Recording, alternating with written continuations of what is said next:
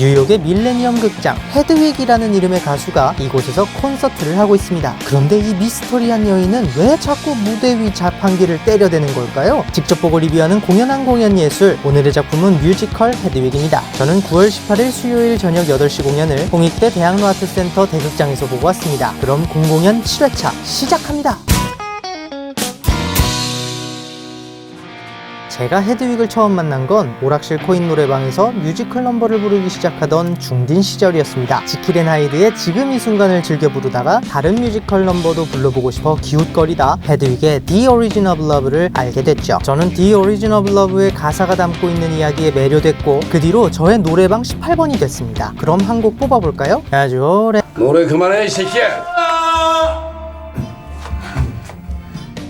The Origin of Love의 내용은 플라톤의 향연 중 5명의 연사와 소크라테스가 에로스에 대해서 자신의 주장을 펼치는 장면에서 비롯됩니다. 5명의 연사 중 4번째인 아리스토파네스의 연설이 바로 그것인데요. 이는 고대 그리스의 안드로규노스 신화의 내용입니다. The Origin of Love의 가사 내용과 마찬가지로 태초의 인간은 둘이 등을 맞대고 붙은 모양이었고 이 인간의 존재가 신을 위협할지도 모른다며 제우스가 번개로 태초의 인간을 둘로 갈라놓아서 지금의 모습이 되었다는 이야기죠. The Origin of Love 외에도 헤드윅에는 실제 앵그리 인치 밴드가 무대에서 연주하는 슈거 데디, The Angry Inch, 미드나잇 레디오 등 좋은 넘버가 가득합니다. 넘버 들으러 가기만 해도 아깝지 않은 극이죠. 하지만 뮤지컬 헤드윅이 노래만 좋은 작품이라고 생각하면 오산입니다. 헤드윅은 무대와 조명이 화려합니다. 특히 조명을 굉장히 잘 쓴다는 느낌을 받았어요. 또 영상을 통한 연출도 좋았습니다. 특히 직접 카메라로 실황을 찍어 중계해줄 땐 실제로 콘서트에 온 것 같은 느낌을 받았습니다. 사실 이 실황 중계가 가장 마음에 들 때는 다름 아닌 커튼콜 때긴 하지만요. 저는 헤드윅 관극이 처음이었는데요. 헤드윅을 보고 이츠하게 치였습니다. 극 초반 이츠하기 무대 한쪽에 꽁하고 앉아있기만 해 내가 알던 헤드윅이 아닌데 라고 느끼고 있었죠. 하지만 홍츠하기 마이크를 잡고 노래를 하는 순간 그 시원시원함과 멋짐에 빠져들고 말았습니다. 특히 이츠하기 솔로로 부르는 노래들은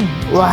그리고 헤드윅과 진정한 자유를 찾고 나서 커튼콜 때 관객들과 함께 신나게 노는 홍츠하게 다시 한번 하트가 뿅뿅하고 말았죠. 그리고 공연이 모두 끝나고 너무나 슬퍼졌습니다. 왜 저는 이영미, 백주연, 전예선, 홍미옥, 서문탁, 안유진, 김영지, 문예원, 리사, 최우리, 최소영, 구민진, 조진아, 임진아 배우님의 이츠학을 보지 않고 살아왔던 걸까요? 저는 다시는 이러한 후회를 안고 살아가지 않기 위해 2019년 헤드윅의 이츠학 전캐를 다 보기로 결심을 하고 말았답니다. 1막 끝!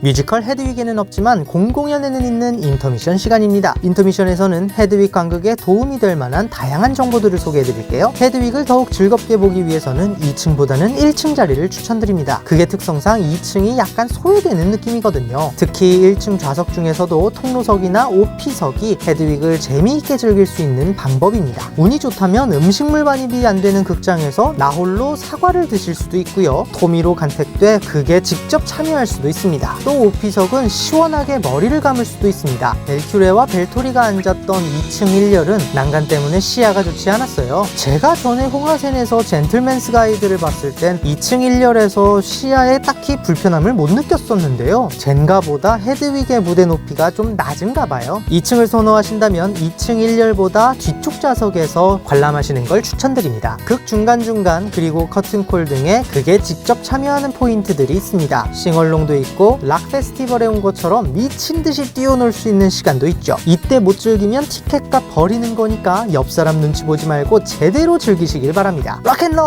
MD 상품으로는 프로그램북, 배지 5종, 스탬프 5종, 파우치 4종, 티셔츠, 유리컵, 머그컵, 인스턴트 타투 2종, 마그넷 세트 등이 있습니다. 사진 포인트는 큼직큼직하게 설치되어 있습니다. 그리고 엘리베이터 문들이 전부 꾸며져 있으니 1층 자리인 분들이라도 2층에 한 번쯤 올라가 보세요. 인터미션 끝!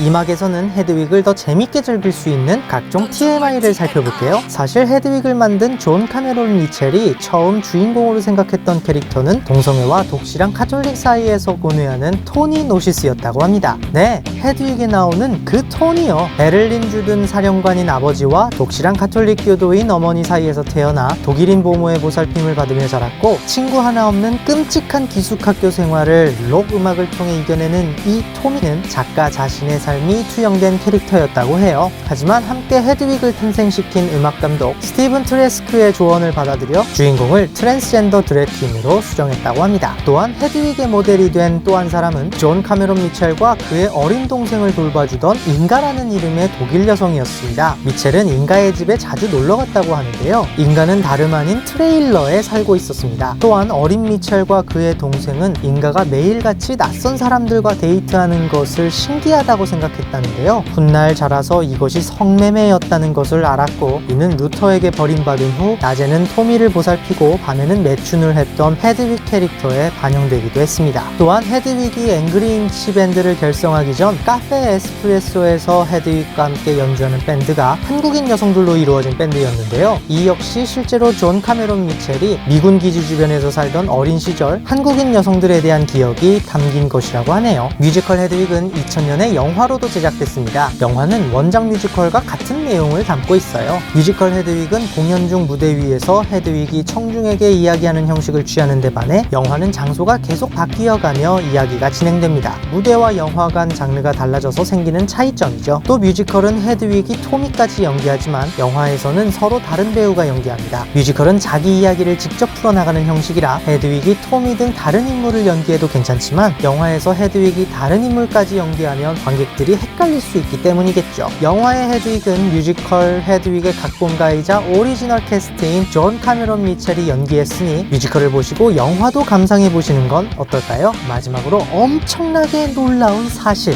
헤드윅은 해리포터의 올빼미와 이름이 같습니다. 이맛 끝! 뮤지컬 헤드윅은 이런 분들에게 강추합니다. 록 콘서트처럼 신명과 감동을 함께 얻고 싶은 분, 헤드윅이 왜 네임드 작품이 되었는지 직접 보고 느껴보고 싶은 분, 그리고 마지막으로 짱짱 멋들어진 이 치약 안 본 사람 없게 해주세요. 다만 록 뮤지컬을 싫어하는 분이나 곰돌이 젤리보다 지렁이 젤리를 좋아하는 분, 또 자판기 판매업에 종사하시는 분에겐 비추합니다. 콜라 자판기를 엄청 두들겨 패거든요. 2019년 헤드윅은 오는 11월 3일까지 공연합니다. 저는 개인적으로 이 작품이 정말 좋았습니다. 헤드윅을 볼까 말까 고민하고 계신다면 저 믿고 한번 관람해 보시는 건 어떨까요? 그럼 남은 하루 뮤지컬 같은 시간 되시기 바랍니다. 벨바!